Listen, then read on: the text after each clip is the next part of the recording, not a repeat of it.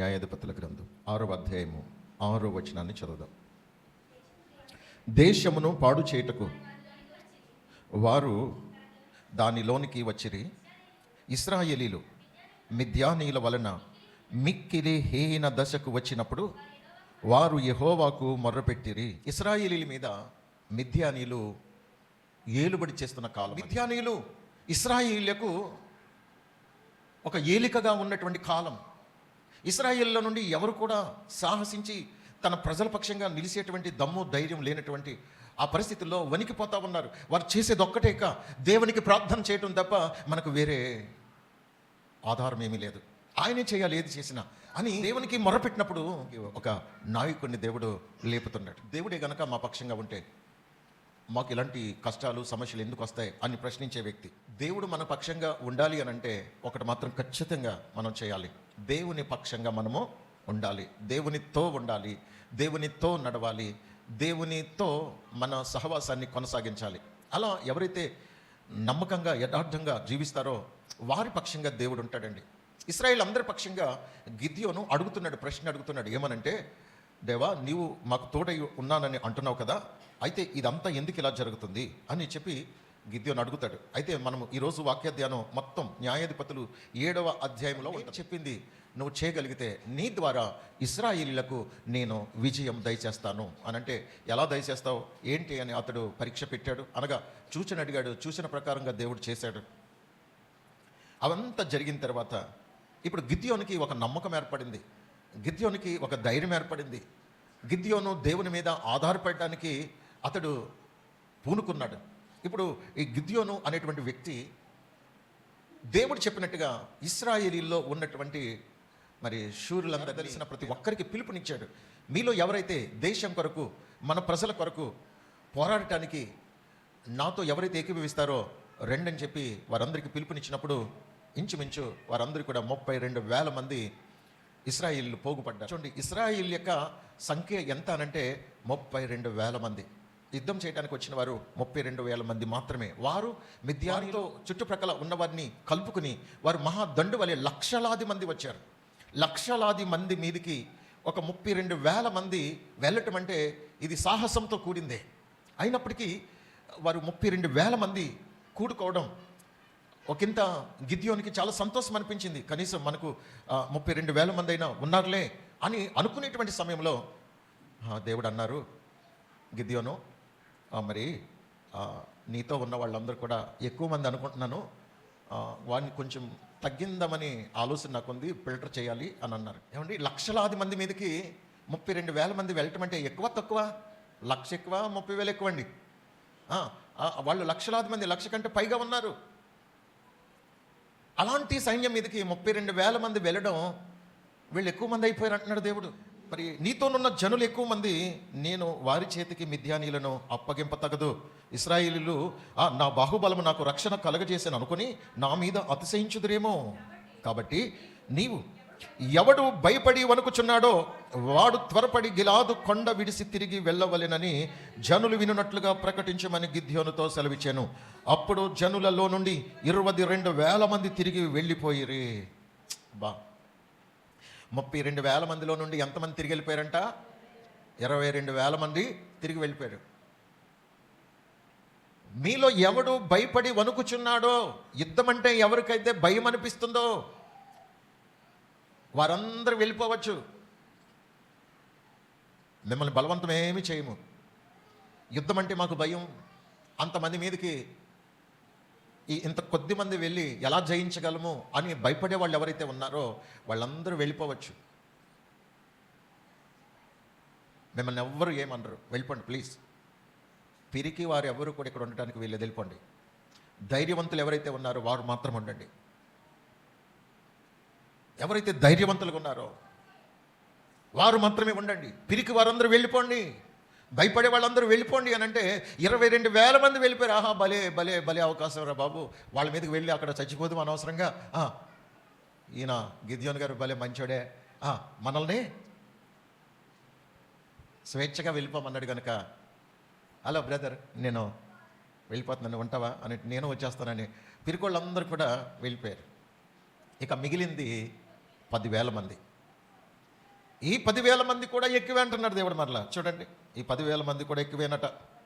10,000 మంది నిలిచి ఉండగా యెహోవా, ఈ జనులు ఇంకా ఎక్కువ మంది, నీళ్ల యొద్దకు వారిని దిగచేయము, అక్కడ నీ కొరకు వారిని శోధించేదను. ఇతడు నీతో కూడా పోవలనని నేను ఎవని గూర్చి చెప్పుదునో వాడు నీతో పోవలెను. ఇతడు నీతో పోకూడదని ఎవని గూర్చి నీతో చెప్పుదునో వాడు పోకూడదని గిద్యోనుతో సెలవిచ్చాను. అతడు నీళ్ల యొద్దకు ఆ జనమును దిగజేసినప్పుడు యెహోవా కుక్క గతుకున్నట్లు తన నాలుకతో నీళ్లను గతికిన ప్రతి వానిని, త్రాగుటకు మోకాళ్ళుని కృంగిన ప్రతి వానిని వేరు వేరుగా ఉంచుమని గిద్యోనుతో సెలవిచ్చాను. చేతితో నోటికందించుకొని గతికిన వారి లెక్క 300 మంది. మిగిలిన జనులందరూ నీళ్లు త్రాగుటకు మోకాళ్ళుని కృంగిరి. స్తోత్రం. 10,000 మంది ఎక్కువ అని చెప్పగానే గిద్యోను గారికి ఇంకా ఉన్న గుండె కాస్త బలహీనమైపోయింది. అయ్యో, 32,000 మంది తక్కువ అనుకుంటే 32,000 మందిలో నుండి 22,000 మంది వెళ్ళిపోయారు. ఇంకా మిగిలిన 10,000 మంది, పోన్లేరు బాబు 10,000 మంది ఉన్నారు అనుకుంటే ఈ 10,000 మందిలో ఇప్పుడు ఎంతమంది వెళ్ళిపోయారు? ఎంతమంది వెళ్ళిపోయారు?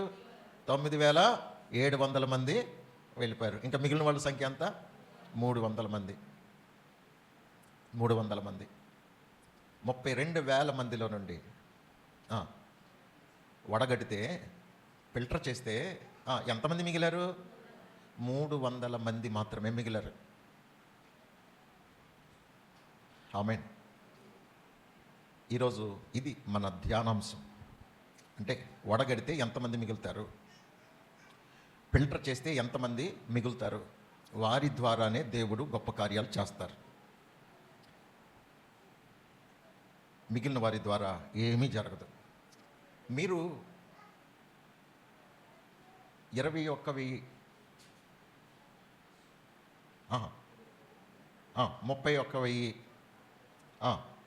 31,700 మంది జాబితాలో ఉంటారో లేదా 300 మంది జాబితాలో ఉంటారో ఈ రాత్రి తేల్చుకోవాలి. ఆమేన్. అర్థమవుతుందన్నమాట. 31,700 మంది జాబితా పోయింది, కానీ ఇక మిగిలింది ఎంత? 300 మంది. అసలు 32,000 మందిలో 300 మిగలటం అంటే మామూలు అసలు అది ఎంత సిగ్గుచేట ఒకసారి ఆలోచన చేయండి. అలాంటి వారిని దేవుడు ఏమాత్రం కూడా ఇష్టపడడు.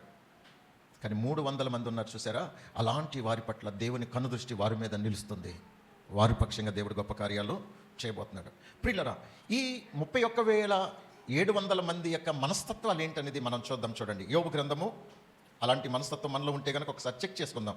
యోబు గ్రంథము 31వ అధ్యాయము 33వ వచనాన్ని చదువుదాం. ఆదాము చేసినట్లు నా దోషములు దాచిపెట్టుకుని మహాసమూహమునకు భయపడియు కుటుంబముల తిరస్కారమునకు జడిసియు నేను మౌనముగా ఉండి ద్వారము దాటి బయలు వెళ్ళక రొమ్ములో నా పాపము కప్పుకొని ఎడల పరముననున్న దేవుని దృష్టికి నేను వేషధారి నవ్వుదును. దేవునికి స్తోత్రం. ఆదాము పాపాన్ని దాచిపెట్టుకున్నాడు, ఒప్పుకోలేదు. అలాగే చాలామంది మన పాపముల విషయమై క్షమాపణ పొందటానికి దేవుని సన్నిధికి వెళ్ళి దేవుడు మాట్లాడే తన వాక్య లేఖనాల ద్వారా, ఉపదేశం ద్వారా నేను నా జీవితాన్ని సరిదిద్దుకొని ఆదాము చేసినట్లుగా నేనేమాత్రం కూడా నా హృదయాన్ని కఠినపరుచుకునేటువంటి ప్రయత్నం చేయకుండా దేవుడు నాతో ఏం మాట్లాడతారో ఆ మాట ప్రకారంగా నా జీవితాన్ని సరిచేసుకుని ఆయనకు లోబడి నేను జీవించాలనే తీర్మానంతో ఎవరైతే గడప దాటి దేవుని మందిరానికి, దేవుని సన్నిధికి వచ్చి ఆ వాక్యం విని తమ జీవితాలని సరిచేసుకోవడానికి ఇష్టపడతారో వారి జీవితాలని దేవుడు ప్రక్షాళనం చేసి పవిత్రపరిచి వారిని తన ప్రజలుగా చేసుకోవడానికి ఆయన ఇష్టపడుతున్నారు. కానీ చాలామంది ఈ రోజున కుటుంబ తిరస్కారములకు, మహాసమూహానికి భయపడి జడిసి పిరికి వారిగా ఈరోజున అనేక మంది యేసుక్రీస్తు ఎవరో తెలిసి కూడా తెలియనట్టుగా రహస్యంగా ఏదో ఇంటిలోనే ఉండి వారికి కష్టం వచ్చినప్పుడు యేసు ప్రభువా మాకు సహాయం చేయి, నువ్వే దేవుడు అని మాకు తెలుసు, కానీ మేము బాహాటంగా నిన్ను ఒప్పుకునే ధైర్యం మాకు లేదయ్యా. మీ మందిరానికి వెళ్ళే ధైర్యం మాకు లేదు. బాప్తీసం తీసుకునే ధైర్యం మాకు లేదు. క్రమంగా మిమ్మల్ని ఆరాధించే ధైర్యం మాకు లేదు అని రహస్యంగా చాలామంది ఇండ్లలోనే ఉండి ఒక పిరికి వారిగా భక్తి చేసేవారు లేకపోలేదు. ప్రియులారా, ఆ మహా అయితే దేవుని సన్నిధికి రావటం వలన ఒకవేళ పక్కలు మాట్లాడటం మానేస్తారేమో, బంధువులు మాట్లాడటం మానేస్తారేమో, కానీ అంతకంటే సర్వసృష్టికర్త అయిన దేవుణ్ణి ఈ రోజున మనం కలిగి ఉన్నామనేటువంటి సంతృప్తి మనకుంటే, దేవుని కొరకు తెగించి ప్రభు కొరకు తమ కుటుంబాలని సహితం ప్రక్కన పెట్టి సృష్టికర్త అయిన దేవుణ్ణే మేము ఆరాధించాలి, సృష్టికర్త అయిన దేవుణ్ణే మేము గణపరచాలి, సృష్టికర్త అయిన దేవుణ్ణే మేము వెంబడించాలని అలాగూ జీవించుచున్నవారు ఎంతోమంది ఈ రోజున చూడండి, ప్రారంభంలో వెలివేయబడినట్టుగా అనిపించిన తర్వాత తమ కుటుంబం తన ఇరుగు పొరుగు వారు తెలుసుకుని పశ్చాత్తాపడి వారితో పాటు దేవుని మందిరాలకు వస్తున్నటువంటి వారు అనేక మంది ఉన్నారు. ఆమేన్. దేవునికి మహిమ కలుగును గాక. నా ప్రియమైన వాళ్ళారా, చూడండి, ఈ భయము అనేది, పిరికితనం అనేది మనలను సృష్టికర్త అయిన దేవుని దగ్గరకు రాకుండా, ఆయన అనుగ్రహించేటువంటి ఆ మోక్షాన్ని, ఆ రక్షణను పొందకుండా అది మనల్ని ఆటంకపరుస్తుంది. సరే, ఈరోజు అనేక మంది ఆ విధమైన భయం కలిగి ఉంటే, కొంతమంది ప్రజలు ఎలా ఉన్నారు అంటే, చూడండి, పేతురు గారు యేసుక్రీస్తు ప్రభు వారి యొక్క శిష్యుల్లో ఒక ప్రధానమైన పాత్ర పోషించినట్టుగా మనకు కనపడుతుంది. ఎక్కడ చూసినా అతడే నేనున్నాను అన్నట్టుగా ముందు వరుసలో ఉండి మొదట స్పందించే వ్యక్తిగా ఉండేవాడు. అలాంటిది యేసుక్రీస్తు ప్రభు వారిని ఎప్పుడైతే సిలువ వేయటానికి తీసుకుని వెళ్ళటానికి బంధించి ఆయన్ని విచారణ చేసేటువంటి సమయంలో పేతురు గారిని, నీవు కూడా వారిలో ఒకడవు కదా అని అడిగితే, ఆయన ఎవరో నాకు తెలియదు, యేసు ఎవరో నాకు తెలియదు అని తెలియనట్టుగా అక్కడ నటించటం మనం చూస్తాం.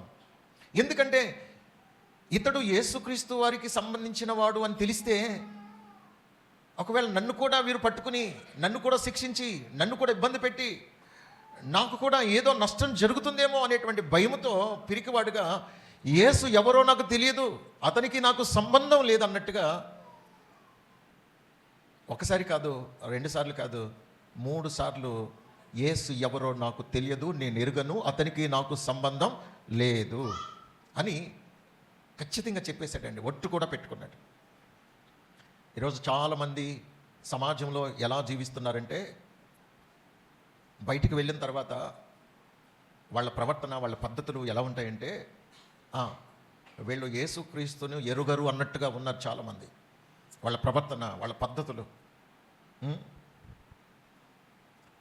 మనం యేసుక్రీస్తు ప్రభువారిని బాహాటంగా ఒప్పుకోవటానికి ఎల్లప్పుడూ కూడా ధైర్యవంతులుగా ఉండాలి. అదే సమయంలో ఆయన మహిమను, ఆయన ఘనతను వెల్లడి చేసే వారంగా ఉండాలి. కొంతమంది బయటికి వెళ్ళారనుకో, వాళ్ళ ప్రవర్తన, వాళ్ళ పద్ధతులు ఎలా ఉంటుంది అంటే లోక సంబంధులాగా ఉంటుందండి. వాళ్ళ పరిస్థితి అంతా కూడా లోక సంబంధుల్లాగానే ఉంటుంది. వాళ్ళ మాట, వాళ్ళ ప్రవర్తన, వాళ్ళ పద్ధతి, వారి వస్త్రధారణ, వారి జీవిత విధానం అంతా కూడా ఎలా ఉంటుందంటే యేసుక్రీస్తు ప్రభువారిని ఎరగనట్టుగానే ఉంటుంది. యేసుక్రీస్తు ప్రభువారిని ఎరిగిన వారి యొక్క జీవితం, వారి ప్రవర్తన, వాళ్ళ వస్త్రధారణ, వారి పద్ధతులు, వారి అలవాట్లు అన్నీ ప్రత్యేకంగా ఉంటాయి. నిజంగా కొంతమందిని చూసినప్పుడు, అక్కడక్కడ కొంతమందిని చూసినప్పుడు, ఒక పాస్టర్ గారు కనిపించినా వాడెవడో నాకు తెలియదు అన్నట్టుగా ఉంటారని కొంతమంది. అంటే అక్కడ నేను ఎరగనట్టుగానే ఉండాలి అనే పద్ధతి వారిలో ఉంటుంది. ప్రియులరా, ఇక్కడ మనము లోకంలో ఎక్కడున్నా సరే మన పద్ధతి చూసి, మన ప్రవర్తన చూసి, మన జీవిత విధానాన్ని చూసి మనం ఎవరో చెప్పగలిగేటట్టుగా ఉండాలి. అంతేకాని నేను యేసుని ఎరుగను, నేను క్రిస్టియన్ కాదు అన్నట్టుగా మనం మేనేజ్ చేసుకునే ప్రయత్నం చేయకూడదు. ఐఆమ్ క్రిస్టియన్ బాహాటంగా చెప్పుకోగలిగేటట్లుగా, ఆయన కొరకు అవసరమైతే నేను చనిపోవడానికైనా సిద్ధమే అన్నటువంటి సమర్పణ జీవితం మనలో ఉండాలి. భయము, పిరికితనం మనలో ఉండకూడదు. ఆమేన్. హల్లెలూయా. దేవునికి మహిమ కలుగును గాక. ప్రియులరా, చూడండి, అపోస్తల కార్యములు 10వ అధ్యాయం 35వ వచనాన్ని చదువుదాం. ప్రతి జనములోనూ ఆయనకు భయపడి నీతిగా నడుచుకుని వారిని ఆయన అంగీకరించును. స్తోత్రం, హల్లెలూయా. ప్రియులారా, ఇక్కడ మనం చూసినప్పుడు మొదటి గుంపులో 22,000 మంది వెళ్ళిపోయారు. వీళ్ళు ఎవరు అని అంటే లోకానికి భయపడేవారు, సమాజానికి భయపడేవారు, పరిస్థితులకి భయపడేవారు. కానీ దేవునికి భయపడేవారు ఉన్నారు. ఈ దేవునికి భయపడేవారు ఎవరికి భయపడరండి. దేవునికి భయపడే వ్యక్తి ఈ ప్రపంచంలో దేనికి భయపడరు, ఎవరికి భయపడరు. ఎందుకంటే నా పక్షంగా దేవుడు ఉంటాడు ఖచ్చితంగా అనేటువంటి ధీమా వారిలో ఉంటుంది. దేవుని శక్తి సామర్థ్యాలు తెలియని వారు పిరికివారిగా, భయపడేవారుగా, దేవుణ్ణి ఎరగమన్నట్టుగా, దేవుడు మాకు ఏమీ చేయలేడు, చేతకాని వాడు అన్నట్టుగా, ఆయన గురించి మేము ఒప్పుకోవటం వల్ల మేము సిగ్గుపడిపోతాం అన్నట్లుగా, యేసుక్రీస్తు ప్రభు వారిని కలిగి ఉండటం ఇదేదో మాకు శాపం అన్నట్టుగా, ఆయన కలిగి ఉండటం మా దరిద్రం అన్నట్టుగా చాలామంది ఆయన గురించి ఒప్పుకోవడానికి ఏమాత్రం కూడా ఇష్టపడరండి. ఈరోజు చాలామంది యేసుక్రీస్తు ప్రభుల వారిని నా దేవుడని ఒప్పుకోవడానికి ఎందుకో సిగ్గుపడేటట్లుగా ఉన్నారండి. మందిరానికి వస్తారు, భక్తి చేస్తున్నట్టుగా ఉంటారు, కానీ బయటకు వెళ్తే, బయట ప్రపంచంలోకి వెళ్తే యేసు ఎవరో నాకు తెలియదు అన్నట్టుగా ఉంటారు. యేసు ఎవరో నాకు తెలియదు, యేసుక్రీస్తు అనేటువంటి దేవుడు పనికిమాలినోడు, అసలు ఆ దేవుడే కాదు అన్నట్టుగా ప్రవర్తిస్తూ ఉంటారండి. నిజంగా యేసుక్రీస్తు ప్రభువాన్ని నువ్వు ప్రేమించే వ్యక్తివైతే, ఆయనకు భయపడే వ్యక్తివైతే, ఆయన నీతో మాట్లాడే ప్రతి మాటను అనుసరించి బ్రతకడానికి నిన్ను నీవు దేవునికి అప్పగించుకోగలుగుతావు. ప్రియులరా, చూడండి, ప్రతి జనములోనూ వారు ఏ జనమైనా కావచ్చు, ఏ దేశమైనా కావచ్చు, ఏ రాష్ట్రమైనా కావచ్చు, ఏ గ్రామమైనా కావచ్చు, ఏ కులమైనా కావచ్చు, ఏ మతమైనా కావచ్చు, ఎవరైనా కావచ్చు, ఎవరైతే యేసుక్రీస్తు అనే ఒక ఏకైక దేవుడు ఉన్నాడు, ఆ దేవుణ్ణి ఇదిగో మనము నిజముగా విశ్వసించి ఆయన్ని వెంబడిస్తే ఆయన ఏ ఒక్కరిని సిగ్గుపరిచే దేవుడు కాదని ఎవరైతే ఆయనకు భయపడి ఆయన చెప్పినట్టుగా ఆయన నీతి మార్గంలో నడుస్తారో, పరిశుద్ధ మార్గంలో నడుస్తారో, అలాంటి వారిని ఆయన అంగీకరించే దేవుడు అండి. అలాంటి వారిని అంగీకరిస్తాడు. మిగిలిన వారిని చిచి మిమ్మల్ని నా పిల్లలని చెప్పుకోవడానికి, నా భక్తులని చెప్పుకోవడానికి కూడా నాకు సిగ్గు అనిపిస్తుంది అని అలాంటి వారిని దేవుడు అంగీకరించడండి. ద్వితీయోపదేశకాండము 13వ అధ్యాయము 4వ వచనంలో మనం చూసినప్పుడు, ద్వితీయోపదేశకాండము 13వ అధ్యాయము 4వ వచనం, మీరు మీ దేవుడైన యెహోవాకు లోబడి ఆయనకే భయపడి ఆయన ఆజ్ఞలను అనుసరించి ఆయన మాట విని ఆయనను సేవించి ఆయనను హత్తుకొని ఉండవలెను. నిజంగా ఎవరైతే దేవునికి భయపడతారో వారి యొక్క జీవితంలో వారు చేయవలసినటువంటి కొన్ని ప్రాముఖ్యమైనటువంటి అంశాలు దీంట్లో రాయబడి ఉన్నాయి. నువ్వు దేవునికే భయపడాలి, నువ్వు మనుషులకి పరిస్థితులకి భయపడనక్కర్లా. నువ్వు దేవునికి భయపడితే నీ పరిస్థితుల్ని దేవుడు నీకు అనుకూలంగా మార్చేస్తాడు.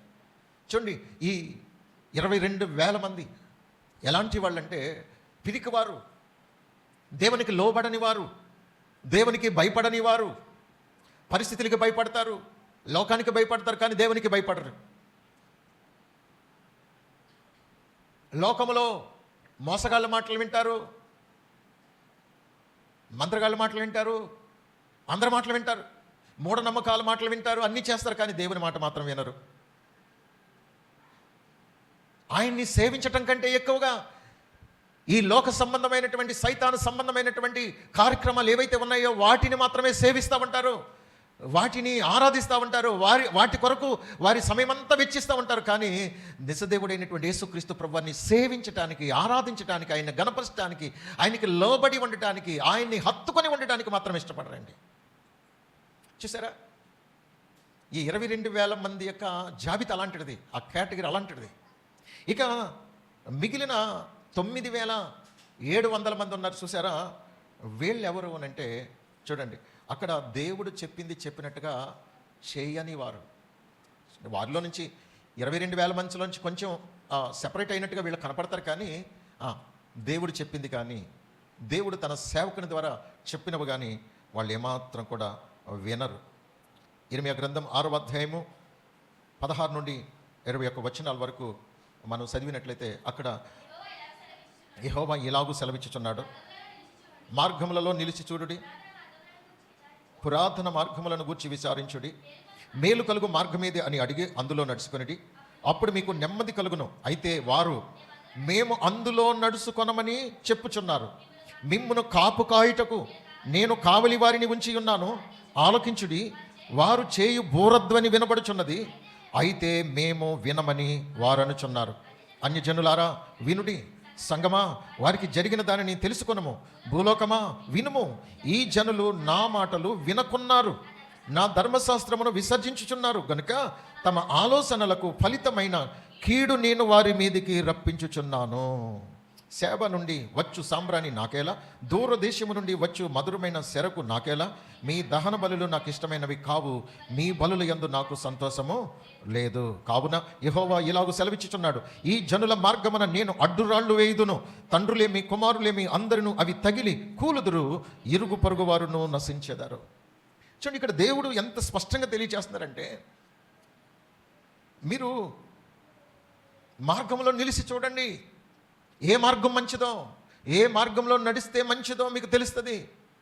ఏ మార్గం మంచి మార్గమో, ఏ మార్గము క్షేమకరమైన మార్గమో మీరు ఆలోచించండి. ఒకవేళ మీకు తెలియకపోతే అడిగి తెలుసుకోండి. మేలు కలుగు మార్గం ఏదని అడిగి అందులో నడుచుకోండి. ఈరోజున మీరు మేలు పొందలేనటువంటి పరిస్థితుల్లో మీకు కీడే కలుగుతూ, నష్టమే కలుగుతూ, మీకు అన్యాయమే జరుగుతూ, ఎంత కష్టపడినా ఎంత ప్రయాసపడినా పరిస్థితులు అంతంత మాత్రంగానే, లేక రోగాలు, సమస్యలు, ఇరుకులు, ఇబ్బందులు ఇలాంటి వాటన్నిటి చేత కొట్టబడి నెట్టబడుచు అయ్యో మాకు ఏది మేలు అని ఆలోచిస్తున్నప్పుడు మేలు కలుగు మార్గాన్ని గురించి దేవుడు తన కావలి వారికి బోరిచ్చి ఓదమని చెప్తున్నాడండి. ప్రతి వారం దైవజనులు ఇక్కడ బోధించే విషయాలు ఎవరైతే విని ఆ ప్రకారంగా నడుచుకుంటారో వారు క్షేమకరమైనటువంటి, సురక్షితమైనటువంటి, ఆశీర్వాదకరమైనటువంటి ఆ మార్గంలో నడుచుకోవడానికి దేవుడు వారికి జ్ఞాన హృదయం కలుగజేస్తాడు. అయితే ఈ కావలి వారు లేక దైవజనులు బోర ఊదుతున్నారంట. బోర అంటే ఏంటి? వర్తమానం, సందేశం, ప్రకటన, వర్తమానం. ఇది మేము వినము అంటున్నారట, అందులో నడుచుకోము, మాకు ఇష్టమైనట్టుగా నడుచుకుంటాం, మా రూట్లో మేము వెళ్తాం, మేము వారు చెప్పేది వినముగాక వినము. చూడండి, వారికి వినే మనసు లేదు, ఆ ప్రకారంగా నడుచుకునే మనసు వారికి లేదు. కనుక దేవునికి కోపం వచ్చి దేవుడు ఏమంటున్నాడంటే, ఓహో నా మాట వినరా, నేను చెప్పింది చేయరా, నేను నడవమన్నట్టుగా నడవరా, అయితే మీకు మేలు కంటే కీడే కలిగేటట్లుగా మీ యొక్క జీవితాలని నేను శపిస్తున్నాను అన్నట్టుగా వారి జీవితాల్లో కీడే, ఆయా విషయాల్లో నష్టం జరిగేటట్లుగా వారికట మార్గములలో అడ్డుబండగా అడ్డురాతిగా నేనుంటాను అని చెప్తున్నాడు. అంటే వెళ్తున్నప్పుడు, చీకట్లో వెళ్తున్నప్పుడు ఏదైనా గప్పు తగిలి పడ్డామనుకోండి, అది చాలా నష్టం చేస్తుంది కదా. అలాంటి పరిస్థితులు నేను కలగజేస్తానని దేవుడు చెప్తున్నాడు. అనగా మీ జీవితంలో క్షేమకరమైనటువంటి మార్గం, జీవ మార్గం, పరిశుద్ధ మార్గం, భక్తి మార్గం, పరలోక మార్గం తెలియకుండా మీరు ఒకవేళ మీకు ఇష్టమైన మార్గంలో వెళ్తున్నప్పుడు అనేక విషయాల్లో మీరు నష్టపోతారు. అనేక విషయాల్లో మీరు దేవునికి విరోధంగా జీవించడం ద్వారా ఆయన కోపం మీ మీద రగులుకొని ఆయా రీతులుగా మీరు నాశనానికి వెళ్ళిపోతారని చెప్పి దేవుడు మాట్లాడుతున్నారు. కనుక ఇక్కడ మనం చదివినటువంటి వాక్య భాగంలో న్యాయాధిపతుల గ్రంథంలో చూడండి, ఈ 9700 మంది ఎలాంటి వారంటే, ఆయన సన్నిధికి వస్తాం, మేము ఆయన సన్నిధికి వస్తాం, దేవుడంటే మాకు ఇష్టమే, మేము భయపడము, ఎవరికి భయపడం, మాకు ఏదో జరుగుతుందని లోకానికి భయపడం, కానీ మేము ఆయన చెప్పింది చెయ్యము. మందిరానిక వస్తాం, వాక్యమా వింటాం, కానీ అలా నడుచుకోము. వింటున్నట్టుగా నటిస్తాం కానీ వినము. ప్రభు అలా నడుచుకుంటామని అంటాం కానీ నడవము అన్నట్టుగా చాలామంది ఒక మొండి వైఖరిని కలిగి ఉండటాన్ని బట్టి దేవుడు అంటున్నాడు, ఇలాంటి వాళ్ళని ఫిల్టర్ చేసేయాలి, ఇలాంటి వారిని ఫిల్టర్ చేసేయాలి. అయితే నాకు ఎలాంటి వారు కావాలంటే యెషయా గ్రంథం 60వ అధ్యాయము 21వ వచనం. యెషయా గ్రంథం 60వ అధ్యాయము 21వ వచనం. ఈ జనులందరూ నీతిమంతులై ఉందురు, మహిమపరుచుకున్నట్లు వారు నేను నాటిన కొమ్మలుగాను నేను చేసిన పనిగాను ఉండి దేశమును శాశ్వతముగా స్వతంత్రించుకొందరు. వారిలో ఒంటరి వాడు 1000 మంది అగును, ఎన్నిక లేనివాడు బలమైన జనమగును. యెహోవానగు నేను తగిన కాలమున ఈ కార్యమును త్వరపెట్టుదును. దేవునికి స్తోత్రం. హల్లెలూయా. చూడండి, వీరిలో నుండి అనగా 31,700 మందిలో నుండి దేవుడు 300 మందిని ఫిల్టర్ చేస్తే, ఈ ఫిల్టర్ చేసిన వాళ్ళు ఎలాంటి వారంటే నీతిమంతులుగా జీవించాలి, దేవుని మాట వినాలి, దేవుని మార్గంలో నడవాలి, దేవునికి ఇష్టంగా బ్రతకాలి, ఈ లోకంలో దేనికి భయపడకుండా దేవునికి మాత్రమే భయపడి నీతిగా బ్రతకాలి అని ఎవరైతే తీర్మానం చేసుకున్నారో అలాంటి వారిని గురించి దేవుడు ఉద్దేశించే ఉద్దేశం ఎలాంటిది అని అంటే, వారిని నేను నాటిన కొమ్మగా చేస్తాను. నేను నాటిన కొమ్మ ఫలభరితంగా ఉంటుంది. నేను నాటిన కొమ్మగా, నేను చేసిన పనిగా. వాళ్ళు నేను ఏం చెబితే అదే చేసేటట్లుగా, నేను వాక్యంలో, నా ధర్మశాస్త్రంలో, నా పరిశుద్ధ గ్రంథంలో నేను బోధించినట్టుగా ఎవరైతే నడుచుకుంటారో వారందరినీ కూడా నేను చేసిన పనిగా, నేను నాటిన కొమ్మగా, ఒక ఫలభరితంగాను నేను చెప్పింది చెప్పినట్టుగా చేసేటువంటి ఒక నమ్మకమైన పనివారిగా, నాకు లోబడేవారుగా, నన్ను ఘనపరిచేవారుగా, నన్ను మహిమపరిచేవారుగా నేను చేయాలి అని దేవుడు వారిని తన కొరకు ప్రత్యేకపరుచుకున్న కారణం చేత వారు దేవుణ్ణి మహిమపరిచేవారుగా ఉండటానికి వారిలో నుండి వారిని వేరు చేసి, ఎవరిలో నుండి 31,700 మందిలో నుండి వేరు చేసి, సపరేట్ చేసి, ప్రత్యేకపరిచి వారిలో ఒంటరి అయిన వాడిని ఒక్కొక్కరిని 1000 మందిగా, 1000 మందికి ఉండేటువంటి గొప్ప బలాన్ని, అభిషేకాన్ని దేవుడు వారికి ఇచ్చాడంటండి. స్తోత్రం. హల్లెలూయా. అంటే 300 మంది ఇప్పుడు ఎంతమంది అయినట్టు? ఇప్పుడు 300 మంది ఎంతమంది అయినట్టు? ఎంతమంది అయ్యారు? ఎంతమంది? వారికి ఒకరికి కలిస్తే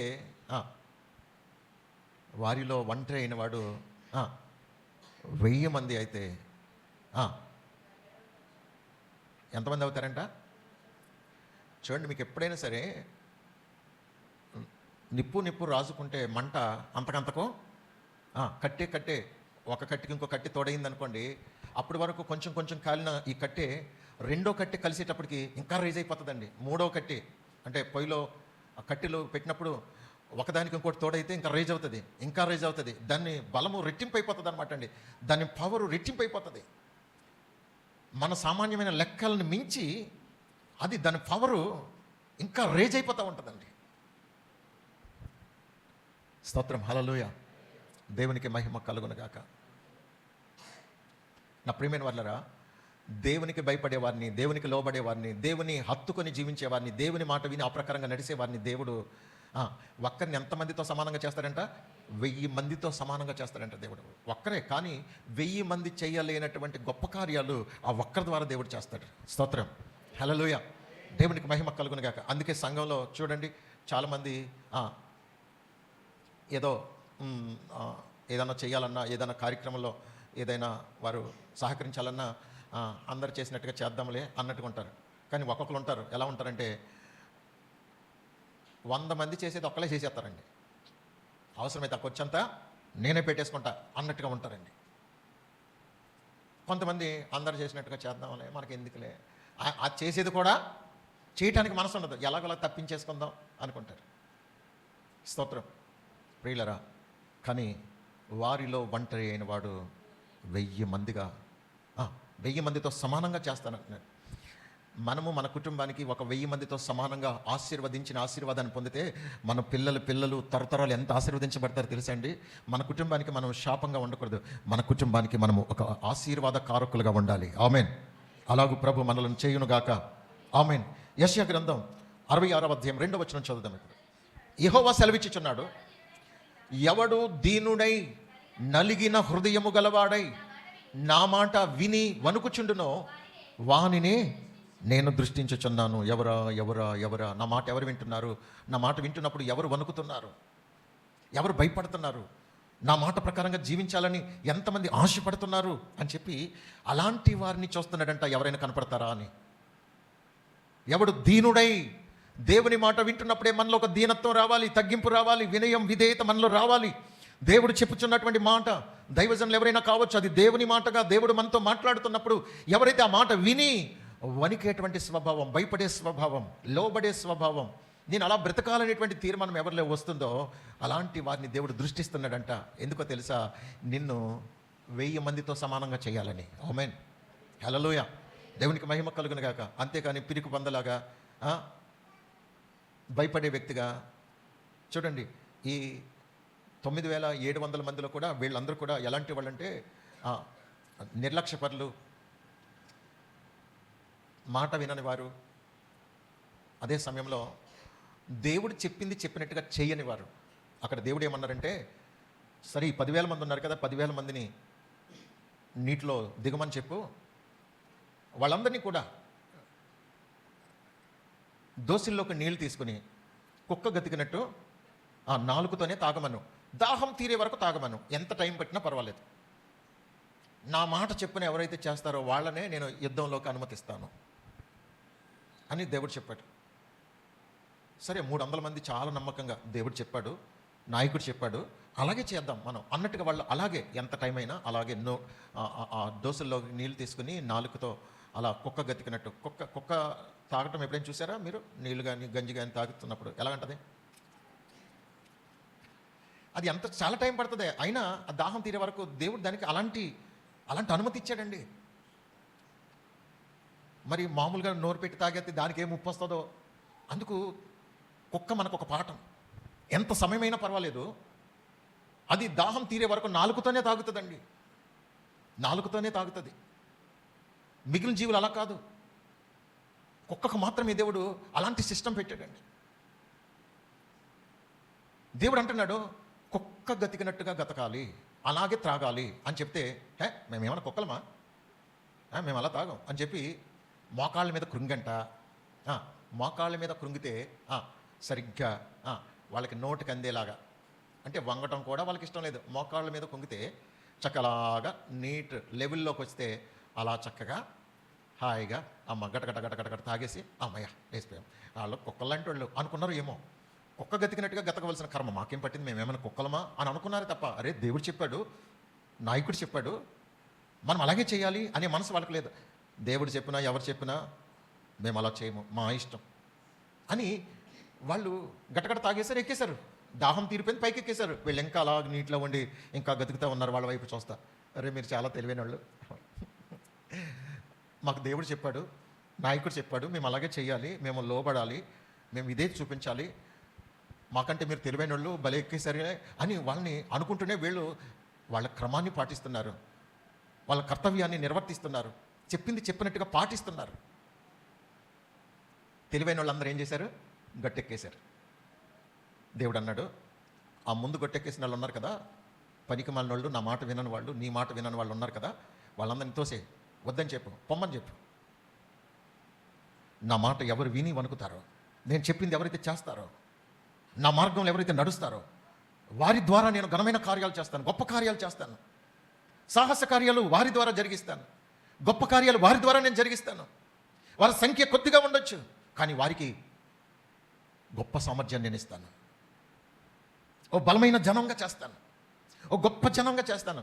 వారిని, వారి కుటుంబాన్ని, వారి తరతరాలని ఒక బలమైన జనంగా చేస్తాను. ఇలాంటి వారి నాకు కావాలి, లోబడేవారు నాకు కావాలి.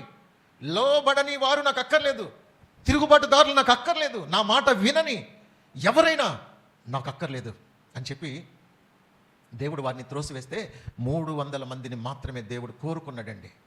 300 మందిని కోరుకున్నాడు. నీవు దేవుని మాట వింటావా? నీ ఇష్టానుసారంగా జీవిస్తావా? లోకంలో ఎన్నో ఆశలు, ఎన్నో కోరికలు, ఎన్నో సరదాలు ఇవన్నీ ఉంటాయి. ఆహ్లాదంగా ఉన్నట్టుగానే అనిపిస్తాయి, సంతోషంగా అనిపిస్తాయి, కానీ అవి నీ జీవితాన్ని నాశనం చేస్తాయి. నీకు అవి కీడు చేస్తాయి ఒక రోజున. దేవుని వాక్య క్రమంలో, దేవుని భయభక్తుల్లో ఎవరైతే జీవిస్తారో వారు మేలు పొందుతారు, ఆశీర్వదించబడతారు, శాపాన్ని నుండి విముక్తులు పొందుతారు, విముక్తులుగా వారు జీవిస్తారు. ఆమేన్, హల్లెలూయా. దేవునికి మహిమ కలుగును గాక. ప్రియులరా చూడండి, ఇక్కడ ఈ 300 మందిని తీసుకుని 3 గుంపులుగా చేసి ఒక కొండ, ఒక్కొక్క దివిటి, ఒక్కొక్క బోర, ఈ 3 ఇచ్చి దేవుడు ఖచ్చితంగా చెప్పారు, ఇదిగో వీళ్ళను 3 గుంపులు చేయి. సరిగ్గా వాళ్ళకి ఒక సిగ్నల్ ఇచ్చిన వెంటనే ఒకేసారి కొండలు పగలగొట్టాలి, ఒక చేత్తో దివిటి పట్టుకోవాలి, ఒక చేత్తో బూర పట్టుకుని ఓదాలి. దానికి ముందుగా గిద్యోను గారికి ఒకలాంటి భయం పట్టుకుంది. ప్రభువా ఏంటి నాయన, 32,000 మందిలో నుంచి 22,000 మందిని తీసేసావు, పోన్లే అనుకున్నాను. మరలా ఈ 10 మందిలో 9,700 మందిని తీసేసావు, ఇంకా 300 మంది ఉన్నారు. ఈ 300 మందితో నేను ఎలా జయించగలను? మీరు చేస్తారనుకో, కానీ కొంచెం నాకు భయంగా ఉంది అని అంటే, అలాగా సరే, ఇదిగో మిద్యానీయుల దండులోకి వెళ్ళు. ప్రభువా నేను ఒక్కడిని వెళ్ళాలా? సరే, నువ్వు ఒక్కడివి భయపడితే కనుక నీ పనివాడైన పూరా ఉన్నాడు కదా, వాడిని తీసుకుని వెళ్ళు, నీకొక సూచన చూపిస్తా, నీకొక సూచన వినిపిస్తా, దండులోకి వెళ్ళు అని అనగానే సరే, తన పనివాడైన పూరాను తీసుకుని మిద్యానీయుల దండులో మధ్యరాత్రి వేళ మిద్యానీయుల దండులోకి వెళ్తే ఇద్దరు మాట్లాడుకుంటున్నారండి ఫ్రెండ్స్. వాళ్ళకి నిద్ర పట్టట్లేదేమో, అందరూ నిద్రపోయారంట. వీళ్ళిద్దరూ పిచ్చాపాటి మాట్లాడుకుంటూ, ఒరే నాకు కల వచ్చిందిరా, అందుకే తులిపెళ్ళి వేసాను, మరి ఆ కలభావం ఏంటో నాకు తెలియదు, కానీ ఇదిగో ఒక యవల రొట్టె అలా దొర్లుకుంటూ మన దండులో ఉన్న ఒక గుడారం మీద అలా వచ్చి అలా పడగానే ఆ గుడారం పడిపోయిందిరా బాబు. అరే, ఒక రొట్టెకి గుడారం పడిపోద్దిరా అని అడుగుతున్నాడు. అడుగుతుంటే దాని అర్థం ఏంటనుకుంటున్నావు? యవల రొట్టె అంటే అది చీప్ క్వాలిటీ. ఇప్పుడు ఇశ్రాయేల్ని మనం ఎలా చూస్తున్నాం? మన ముందు వాళ్ళు ఎంత అన్నట్టుగా చూస్తున్నాం కదా, చీప్గా చూస్తున్నాం కదా. కానీ వాళ్ళు మన మీదకి యుద్ధానికి రాబోతున్నారు, మనమే ఓడిపోతాం రోయ్. ఎందుకో తెలుసా? వారి దేవుడు తక్కువ మందితోనైనా వచ్చి మనల్ని జయించేంత సర్వశక్తి గల దేవుడు. మనం దండలో ఉన్నాం కాబట్టి తప్పదని వచ్చాం, కానీ మనం ఎలాగైనా ఓడిపోతాం రోయ్. అందుకే మనం ఎందుకైనా కొంచెం జాగ్రత్తగా ఉండము. కానీ గెలిచేది మాత్రం వాళ్ళే, ఇశ్రాయేలే గెలుస్తారు. ఎందుకంటే ఇశ్రాయేల్ పక్షంగా గిద్యోన్ అనేవాడు ఉన్నాడు. అమ్మో, గిద్యోన్ సామాన్యుడేం కాదు, చాలా బలవంతుడు. అతని ఖడ్గానికి మనమందరం కూడా ఓడిపోతాం అని వీళ్ళు మాట్లాడుకుంటూ ఉంటే ఎవరన్నారు ఇప్పుడు? గిద్యోను విన్నాడు. ఎంత గొప్ప దేవుడు నాయనా, మాకు జయమిస్తానని వీళ్ళ నోట నుండే నాకు వినిపించేటట్లు ఇక్కడ తీసుకొచ్చావా, ఎంత గొప్ప దేవుడు. మమ్మల్ని గురించి మేము తక్కువ అంచనా వేసుకుంటున్నాం, కానీ శత్రువు గుండెల్లో మమ్మల్ని గురించి ఒక భయం పట్టుకుంది. ఆమేన్, హల్లెలూయా. దేవునికి మహిమ కలుగును గాక. నువ్వెంత ప్రార్థన చేస్తావో, ఎంత భయభక్తులు కలిగి జీవిస్తావో, ఎంత వాక్యానుసారంగా జీవిస్తావో, నిన్ను చూసిన వారందరికీ నీ వంటే ఒక భయం కలిగేటట్లుగా దేవుడు చేస్తాడు. ఆమేన్, హల్లెలూయా. అపవాదికి కూడా నీ మీదకి రావాలంటే వణుకు పుడుతుందండి. స్తోత్రం. ఎవరైతే నిజంగా ప్రార్థన పరులుగా ఉన్నారో, ఎవరైతే విశ్వాసంలో పట్టుదలగా ఉన్నారో, ఎవరైతే పరిశుద్ధతను కాపాడుకుంటూ ఉన్నారో, ఎవరైతే నీతిగా బ్రతుకుతూ ఉన్నారో, అలాంటి వారి ద్వారా దేవుడు సాహస కార్యాలు చేస్తాడండి. అలాంటి వారి ద్వారా దేవుడు తాను మహిమ పొందాలని ఆశపడుతున్నాడండి. ఆమేన్, హల్లెలూయా. దేవునికి మహిమ కలుగును గాక. ఆమేన్. చూడండి, దావీదు బాలుడు అని చెప్పబడింది. అంటే నా దృష్టిలో అతడు యవనస్తుడు. బాలుడు చిన్నది అని చెప్పిన సందర్భాల్లో మనం అర్థం చేసుకోవాల్సింది ఏంటంటే వాళ్ళు యవనస్తులు అని అర్థం. సరే, ఒక యవనస్తుడు, వయసులో చిన్నవాడు. 40 దినాల నుండి సౌలు తన సైన్యం ఫిలిస్తీన్లకు ఎదురుగా వారు స్థావరం ఏర్పాటు చేసుకుని ఫిలిస్తీన్ల మీదకి యుద్ధానికి వెళ్ళటానికి ఫిలిస్తీన్ల పక్షంగా గొలియాతు ఒక కండిషన్ పెట్టాడు. ఏంటి కండిషన్ అంటే, మేము పోట్లాడుకుని ప్రాణ నష్టం, ఆస్తి నష్టం జరిగే కంటే మీలో నుంచి ఒకరిని పంపించండి, మాలో నుంచి నేను ఒకరిని వస్తాను, నన్ను ఎవరైనా జయిస్తే మమ్మల్ని అందరినీ జయించినట్టే అని చెప్పి ఒక ఒంటరి పోరుకి ప్రాధాన్యతనిచ్చాడు. అలా ఒంటరిగా గొలియాతుని ఎదుర్కొనే ధైర్యం, దమ్ము ఇశ్రాయేల్లో నుండి ఎవరు కూడా సాహసించలేకపోతున్నారు. అలాంటి సమయంలో 40 రోజులు తరువాత దావీదు తన తండ్రి చేత తన అన్నలు సైన్యంలో ఉంటే వారికి కొన్ని తినుబండారాలు అవి పంపించి, అన్నల యొక్క యోగక్షేమాలు తెలుసుకుని వాళ్ళు ఎలాగున్నారో చూసి రా నాయనా అని పంపించినప్పుడు, అనుకున్న రీతిగా దావీదు ఆ ప్రాంతానికి వచ్చి ఆ పరిస్థితి అంతా గమనించినప్పుడు, దావీదు గొలియాతు సవాల్ చేస్తున్నటువంటి ఆ సవాళ్లను, దేవుని ప్రజలను గురించి చీపుగా మాట్లాడటం, దేవుణ్ణి తక్కువ చేసి మాట్లాడటం, ఇదంతా విని తన రక్తం పొంగిపోయిందండి. తనలో ఒక రోషం పుట్టుకొచ్చింది. అరే, ఇంతమంది ఉన్నారు, శూరులు, వీరులు, పరాక్రమశాలులు ఇంతమంది ఉన్నారే, ఏ ఒక్కరు సాహసించి అతని మీదకి ఎందుకు వెళ్ళలేకపోతున్నారు? అరే మీరు ఇంత పిరికి పందలా, చిచా, దేవుని పరువంతా తీసిపారేశారు కదరా. సరే నేనైనా వెళ్ళి ఇశ్రాయేలు పక్షంగా జయం కలగ చేయాలని అతడు తెగించిన వాడే గొల్యాతుతో యుద్ధం చేయడానికి యుద్ధరంగంలో దూకాడండి. కారణం ఏంటో తెలుసా? అనుదినము దేవుని యందు భయభక్తులు కలిగి, ప్రార్థనా జీవితాన్ని కలిగి, దేవుణ్ణి ఆరాధిస్తూ, దేవుణ్ణి గణపరుస్తూ, దేవుణ్ణి మహిమపరుస్తూ, దేవుని వెంబడించే విషయంలో క్రమం తప్పకుండా దేవుణ్ణి మహిమపరిచే జీవితాన్ని కలిగి ఉన్న దావీదుకు ఉన్నటువంటి ధైర్యం ఏంటంటే, నీ భక్తి నీకు ధైర్యం పుట్టింపదా, నీ యథార్థ ప్రవర్తన నీ నిరీక్షణకు ఆధారం కాదా అని ఆ వాక్య లేఖనాన్ని ఆధారం చేసుకుని దావీదు గొలియాతుతో తలబడటానికి ముందుకు దూకాడండి. నువ్వు ఎంత భక్తి చేస్తావో అంత ధైర్యం నీకు దేవుడు దయచేస్తాడు. నువ్వు ఎంత యథార్థంగా ఉంటావో, మనుషులు ఉన్నప్పుడు ఒకలాగా, లేనప్పుడు ఒకలాగా, ఇలా కాదు. మందిరంలో ఉన్నప్పుడు ఒకలాగా, బయటికి వెళ్ళినప్పుడు ఒకలాగా, ఇలా కాదు. మనం ఎల్లప్పుడూ కూడా యథార్థంగా ఉండాలి. దేవునికి భయపడిన వారమై నీతి యథార్థతలు కలిగి పరిశుద్ధతను కాపాడుకుంటూ దేవునికి భయపడి నమ్మకంగా వాక్యానుసారంగా జీవించే వ్యక్తివైతే నువ్వు ఏ విషయంలో కూడా భయపడనక్కర్లేదు దేవుని బిడ్డ. ఎందుకంటే నీ పక్షంగా ఎల్లప్పుడూ దేవుడు నీకు తోడై ఉంటాడు, నీ పక్షంగా ఉంటాడు. నీకు అన్ని సమయాలలో, అన్ని పరిస్థితుల్లో దేవుడు నీకు జయం అనుగ్రహిస్తాడు. అదే ధైర్యంతో ముందుకు దూకాడు. యుద్ధం యెహోవా అదే అని దూకాడండి. గొలియాతును జయించాడా లేదా?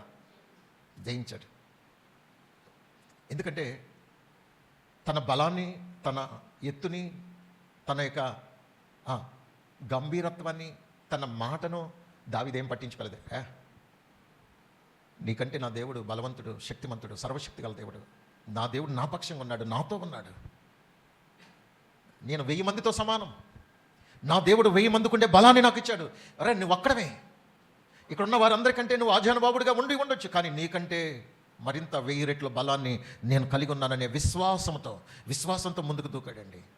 నీ సామర్థ్యం ఏంటో నీకు తెలియాలి, నీ బలం ఏంటో నీకు తెలియాలి, దేవుడు నీకు ఇచ్చేటువంటి ఆశీర్వాదం ఏంటో, దేవుడు నీకు ఇచ్చే సామర్థ్యం ఏంటో, దేవుడు నీకు ఇచ్చే ఆధిక్యత ఏంటో నీకు తెలియాలి మొట్టమొదట. అందుకే నేను దేనికి భయపడినండి, అస్సలు దేనికి భయపడినా. మహా మొండిగా ఉండాలనుకుంటాను. ఎందుకంటే నేను ఎంత దేవునికి భయపడతానో, ఎంత భక్తి చేస్తానో, ఎంత ప్రార్థన చేస్తానో, ఎంత నీతిగా, ఎంత వాక్యానుసారంగా జీవిస్తానో నాకు అంత బలాన్ని దేవుడు ఇస్తున్నాడండి. దేవుని చెప్పింది ఏమి చేయకుండా, దేవునికి భయపడకుండా వేషధారణ జీవితాన్ని జీవిస్తూ ఉంటే మనలో ధైర్యం ఏముండదు. మనము అడుగడుగున భయపడాలి, అడుగడుగున అవమానమే, అడుగడుగున ఎలాంటి పరిస్థితుల్లో కూడా నువ్వు దేవునికి లోబడి, భయపడి, ఆయన్ని హత్తుకొని, ఆయన గణపరిచి, ఆయన మాట విని ఆ ప్రకారంగా జీవించగలిగితే నీవు ఈ ప్రపంచంలో నువ్వు బ్రతికినంతకాలం ఎవరికి భయపడనక్కర్లేదు, దేనికి భయపడనక్కర్లేదు, ఎలాంటి పరిస్థితులకు కూడా కృంగిపోనక్కర్లేదు. ఎందుకంటే నీ పక్షంగా దేవుడు ఉన్నాడు, ఖచ్చితంగా ఉంటారు. చూడండి, దేవుడు చెప్పినట్టుగా, దేవుడు సూచనిచ్చినట్టుగా గిద్యోనికి కొండంత ధైర్యం వచ్చేసింది. ప్రభువా మా పక్షంగా మీరు జయమిస్తున్నారన్న సంగతి శత్రువుకే తెలిసినప్పుడు మాకేంటయ్యా భయం. వెళ్ళాడు. హలో బ్రదర్స్, దేవుడు మనకి జయం ఇచ్చేశారు ఆల్రెడీ. శత్రు గుండెల్లో భయం పట్టుకుంది, జయం మందే. ఇదిగో మనం 3 గుంపులు అవుదాం, 3 పక్కలకు వెళ్దాం. నేను సిగ్నల్ ఇచ్చిన వెంటనే మీరు ఖచ్చితంగా నేను చెప్పినట్టు చేయండి. ఒక్కొక్కరు కుండ పట్టుకోండి, ఆ కుండలో దివిటి పెట్టండి. మీ వెలుగు మరుగుగా ఉండాలి. సమయం వచ్చినప్పుడు మీ వెలుగు చూపించాలి. మీ దగ్గర బోర్ ఉండాలి, సమయం వచ్చినప్పుడు ఓదాలి. మౌనంగా ఉండవలసినప్పుడు మౌనంగా ఉండండి, మరుగుగా ఉండవలసినప్పుడు మరుగుగా ఉండండి. దేవుణ్ణి గణపరచవలసిన సమయం వచ్చినప్పుడు మాత్రం ఆర్భాటం చేయండి. ఆమేన్, హల్లెలూయా. చూడండి, మనం శరీరంలోనే ఉన్నాం. కుండ శరీరానికి సాదృశ్యం. శరీరము మట్టితో చేయబడింది, కుండ కూడా మట్టితో చేయబడింది. మన శరీరంలో ఒక ఆత్మ ఉంది. ఈ శరీరంలో ఆత్మ ఎలాగైతే ఉందో అలాగే కుండలో ఒక దివిటిని పెట్టి మీరు శరీరంతో ఉన్నప్పటికీ కూడా మీ శరీర ఆశలు పగలగొట్టబడాలి, మీ శరీర కోరికలు, మీ శరీర స్థితిగతులన్నీ కూడా పటాపంచలవ్వాలి. మీ ఆత్మని హైలైట్ చేయాలి, ఆత్మ సంబంధమైన జీవితాన్ని మీరు గొప్ప చేయాలి, మీ శరీర క్రియల్ని మీరు పగలగొట్టాలి. నేను శరీర సంబంధిని కాదు, నేను ఒక ఆత్మ సంబంధిని. నా ఆత్మను దేవుడు ఆ రోజున ఈ భూమి మీదకి పంపించినప్పుడు నా ఆత్మ ఎంత పవిత్రంగా ఉందో, ఎంత పరిశుద్ధంగా ఉందో, అదే పవిత్రత నేను కాపాడుకుంటూ ప్రభు దగ్గరకు వెళ్ళేంత వరకు ఈ ఆత్మను నేను కాపాడుకోవాలి. లోకంలో నేను వెలుగే జ్యోతి వలె ఉండాలి అనేటట్లుగా ఎవరైతే తీర్మానం చేసుకుంటారో వారు ప్రకాశమానమైన జీవితాన్ని కలిగి ఉంటారు, వెలుగు సంబంధమైన జీవితాన్ని కలిగి ఉంటారు. ఆమేన్. చూడండి, ఫిలిప్పీ పత్రిక చివరిగా ఫిలిప్పీ పత్రిక 2వ అధ్యాయము 12 నుండి 18 వచనాలు చదువుదాం. కాగా ప్రియులారా, మీరెల్లప్పుడూ విధేయులై ఉన్న ప్రకారము చూడండి, నేను మీతో ఉన్నప్పుడు మాత్రమే కాకుండా నేను మీతో లేనప్పుడు కూడా భయముతోనూ వణుకుతోనూ మీ సొంత రక్షణను కొనసాగించుడి. ఎందుకనగా మీరు ఇచ్చయించినట్లు కార్యసిద్ధి కలుగు చేయుటకును తన దయా సంకల్పము నెరవేర్చుటకై మీలో కార్యసిద్ధి కలుగు చేయవాడు దేవుడే. మీరు మూర్ఖమైన వక్రజనము మధ్య నిరపరాధులను నిష్కలంకులను అనింద్యులునైన దేవుని కుమారులగునట్లు సనుగులను సంశయములను మాని సమస్త కార్యములను చేయుడి. అట్టి జనము మధ్యను మీరు జీవవాక్యమును చేత పట్టుకొని లోకమందు జ్యోతుల వలె కనపడుచున్నారు. అందువలననే నేను వ్యర్థముగా పరిగెత్తలేదనియు నేను పడిన కష్టము నిష్ప్రయోజనము కాలేదనియు క్రీస్తు దినమున నాకు అతిశయ కారణము కలుగును. మరియు మీ విశ్వాస యాగములోను దాని సంబంధమైన సేవలోను నేను పానార్పణముగా పోయబడినను నేను ఆనందించి మీ అందరితో కూడా సంతోషింతును. ఇటువలనే మీరును ఆనందించి నాతో కూడా సంతోషించుడి. దేవునికి స్తోత్రం. హల్లెలూయా. మనము ఈ లోకమందు అనగా ఈ లోకము చీకటితో నిండి ఉన్నటువంటి రీతిగా పాపముతో నింపబడినటువంటి దుర్మార్గము, దుష్టత్వము, మోసము, విచ్చలవిడితనం, ఎవరిష్టానుసరంగా వారు జీవిస్తున్నటువంటి కాలములో మనం ఉన్నాం. అయితే మనము చీకటిలో ఒక దీపము ఎలాగైతే వెలుతురునిస్తూ అక్కడ ఒక దీపం ఉందని అనేక మందిని ఆకర్షిస్తుందో, చూడండి, ఎంత చీకటిలోనైనా సరే వెలుగు చాలా స్పష్టంగా కనపడుతుంది. అవును, నీ చుట్టూన్న వారు ఎంత చెడిపోయినప్పటికీ, ఎంత విచ్చలవిడిగా ఉన్నప్పటికీ, ఎంత నీతి మాలిన వారిగా ఉన్నప్పటికీ, ఎంత దేవునికి విరోధంగా జీవిస్తున్నప్పటికీ నీవు మాత్రం ఎలా ఉండాలంటే ఒక వెలుగు సంబంధిగా ఉండాలి. వెలుగు అనగా మంచి క్రియలకు సాదృశ్యం, వెలుగు అనగా పరిశుద్ధతకు సాదృశ్యం, వెలుగు అనగా నీతికి సాదృశ్యం, వెలుగు అనగా యథార్థతకు సాదృశ్యం, వెలుగు అనగా మంచితనానికి సాదృశ్యం, ప్రేమ కలిగిన జీవితానికి సాదృశ్యం. కనుక ఇలాంటి క్రియలు అనబడేటువంటి వెలుగును నువ్వు చేత పట్టుకుని నేను వెలుగు సంబంధిని అన్నట్టుగా నువ్వు ఎప్పుడైతే లోకంలో నువ్వు వెలుగును ఎత్తిపట్టావో సాతానుడు, దుష్టుడు నీకు భయపడవలసిందే. ఆమెన్. 300 మంది యొక్క దివిటీలో ఆ దీపాలు, ఆ వెలుతురట, చూడండి, ఇటు ప్రక్కన 100 మంది, అటు ప్రక్కన 100 మంది, ఇటు ప్రక్కన 100 మంది, వారు దివిటీలు కొండలు పగలగొట్టారు. వెలుగు బయటపడింది. చేత బూరలు, ఒక చేత బూరలు పట్టి దేవుణ్ణి గణపరుస్తూ ఉన్నారు. బూర అనగా దేవుణ్ణి గణపరచడానికి, దేవుని హెచ్చించడానికి, దేవుని మహిమపరచడానికి మనం ఎల్లప్పుడూ కూడా మన నోటిని ఉపయోగించాలి, మన ఆత్మ సంబంధమైన క్రియలను చూపించాలి. దేవుని గురించి ఎప్పుడైతే మనము ఇటువంటి జ్ఞాన హృదయలమై దేవుని గణపరచడానికి ఇష్టపడతామో మనలను చూసినటువంటి దుష్టుడు మనమంటే పారిపోతాడండి. ఒక్కసారిగా వాళ్ళు బిగ్గరగా ఆ బూరలు ఊదటం ఎప్పుడైతే ప్రారంభించారో, చూడండి, 3 దిక్కుల నుండి మహాసైన్యం వచ్చినట్టుగా ఆ దీపాలు, ఒక్కొక్క దీపము చూడండి, ఆ 100 దీపాలు కొన్ని వేల దీపాలుగా, ఇటువైపు నుంచి కొన్ని వేల మంది వస్తున్నట్లు, ఇటువైపు నుండి కొన్ని వేల మంది వస్తున్నట్టు, ఇటువైపు నుండి కొన్ని వేల మంది వస్తున్నట్టుగా శత్రువుకి మిథ్యానీయులు కనపడి వాళ్ళు అనుకున్నారు, అమ్మో ఇశ్రాయేల్ని మనం చాలా తక్కువ అంచనా వేశాం, వాళ్ళు మహాసైన్యంగా 3 దిక్కుల నుంచి వస్తున్నారు, ఎవరు బాబు మనం ఎటు పారిపోవడానికి లేదు, మనం వచ్చిన దాని నుంచి పారిపోదామని చెప్పి వాళ్ళు ఒకే పరుగండి. ఇశ్రాయేలు వారిని తరిమి చిత్తుగా ఓడించారండి. ఎంతమంది? ఓన్లీ 300. 300 మందితో లక్షలాది మందిని అసలు చిత్తుగా ఓడించారండి. నువ్వు దేవుని పక్షంగా ఉంటే, దేవుడు చెప్పినట్టుగా చేస్తే నీ సామర్థ్యం కొంచెమే కావచ్చు, నీకు వచ్చే ఆదాయం తక్కువే కావచ్చు, నీకున్న స్థితిగతులు కొంచెమే కావచ్చు, గొప్పవారి కంటే కూడా నువ్వు సంతృప్తిగా బ్రతకగలిగేటట్లుగా దేవుడు నిన్ను ఆశీర్వదిస్తాడు. ఆమేన్. అన్యాయంతో కూడింది, అక్రమంతో కూడింది మనకొద్దు దేవుని బిడ్డలారా. దేవుడి నీ సామర్థ్యం కొంచెం ఉన్నా నువ్వు దేవుని యందు భయభక్తులు కలిగి ఉంటే నీ స్థితి మొదట కొద్దిగా ఉండినను నీ స్థితి మహాభివృద్ధి పొందేటట్లు దేవుడు చేస్తాడు. దేవుడు ఆశీర్వదిస్తే మన పరిస్థితులు ఒక్కసారిగా తారుమారు అవ్వాల్సిందే. ఆమేన్. హల్లెలూయా. అందుకని దేవుని గణపరచాలి. ఆదివారం కూడా పనులకు వెళ్ళి స్తోత్రం, అర్జెంట్ పనులు, షాప్కి వెళ్ళకపోతే ఊరుకోరు. మరి ఇలాంటివన్నీ మనము సాకులు చెప్పి మానేస్తాం. మరి రేపు దేవుడు పరలోకానికి అనుమతిస్తాడా మనల్ని? మరి నేను ఊరుకుంటానా? నా సన్నిధికి రాకపోతే నేను ఊరుకుంటానా? నీకు అన్నీ ఇచ్చి జీవితాన్ని నుంచి అన్ని పరిస్థితుల్ని కలగజేసి మీ కొరకు నా ప్రాణం పెట్టి ఇంత చేసిన అంటే నేను లోకుగా ఉన్నానా? మీరు అందరికీ భయపడతారు కానీ ఎవరికి భయపడరు? దేవునికి భయపడరా? మీ ఉద్యోగాలు, వ్యాపారాలు, మీ చేతి పనులు, మీ కిరాలు, రేపు ఎవరైనా పనికి కానీ ఉద్యోగానికి కానీ కిరాలకు కానీ వెళ్ళారా? చెప్తాను మీ సంగతి. స్తోత్రం. ఉపవాసం ఉండండి. ఆమేన్. హల్లెలూయా. దేవునికి మహిమ కలుగును గాక. నా ప్రియమైన వాళ్ళరా, దేవుని గణపరిచే వారిని దేవుడు గణపరుస్తాడండి. నన్ను గణపరిచే వారిని నేను గణపరుస్తాను. నన్ను ప్రేమించే వారిని నేను ప్రేమిస్తాను. నన్ను ప్రేమించే వారిని ఆస్తికర్తలుగా చేస్తానని చెప్తున్నాడు దేవుడు. ఆమేన్. నువ్వు దేవుని ప్రేమించడం నేర్చుకో, దేవునికి లోబడటం నేర్చుకో. దేవునికి లోబడితే ఒకవేళ నీకు దేవుని అనుసరించడం ద్వారా ఏమైనా ఇబ్బంది కలిగింది అనుకోండి, పోతే పోయింది. ఏదైనా సరే నష్టం వస్తే వచ్చింది. అంతకంటే గొప్ప కార్యం మన పట్ల చేస్తాడండి ఆయన. ఆమేన్. హల్లెలూయా. అంతేకాని మనుషులకు భయపడి, బాసులకు భయపడి, వాళ్ళకి భయపడి, వీళ్ళకి భయపడి, ఒకవేళ ఇప్పుడు మనం కిరాకి వెళ్ళకపోతే కనుక ఇంకొకరిని సెర్చ్ చేసుకుంటారేమో, ఇలాంటి ఆలోచనలు పక్కన పెట్టేసి మనం ఏం చేయాలి? దేవునికి భయపడి, దేవునికి లోబడి, దేవుణ్ణే గణపరిస్తే, నన్ను నువ్వు గణపరచడానికి నీకు వచ్చేటువంటి అవకాశాలని కూడా, నీకు వచ్చే ఆదాయాన్ని, నీకు వచ్చే అవకాశాలని, నీకున్న మంచి స్థితిని కూడా నువ్వు వదిలిపెట్టుకుంటున్నావా? సరే, వాటికంటే గొప్పగా చేస్తాను, చూస్తా ఉండు అని దేవుడు మనల్ని ఆశీర్వదించడం మొదలు పెడతాడండి. ఆమేన్. హల్లెలూయా. దేవునికి మహిమ కలుగును గాక. ప్రియులారా, చూడండి, వీళ్ళు దేవుని గణపరుస్తున్నారు. వారు వెలుగును లోకానికి చూపిస్తున్నారు, శత్రువుకు చూపిస్తున్నారు. ఓ శత్రువా, మా మీద నువ్వు అతిశయపడ్డావు కదా, ఇదిగో మా వెలుగు. మా ప్రభు చెప్పినట్టుగా మేము నీతిగా బ్రతుకుతున్నాం. మా ప్రభు చెప్తున్నట్టుగా పరిశుద్ధంగా బ్రతుకుతున్నాం. మా ప్రభు చెప్పినట్టుగా యథార్థంగా బ్రతుకుతున్నాం. మా ప్రభు చెప్పినట్టుగా, నా యేసయ్య చెప్పినట్టుగా వాక్యానుసారంగా నేను జీవిస్తున్నాను. నీవు నా మీద విజయం పొందలేవు. ఏ విషయంలో కూడా నన్ను అనసలేవు. ఏ విషయంలో నీవు నన్ను జయించలేవు. నేనే నిన్ను జయిస్తా. నీ మీద నేను ఆధిపత్యం చెలాయిస్తా.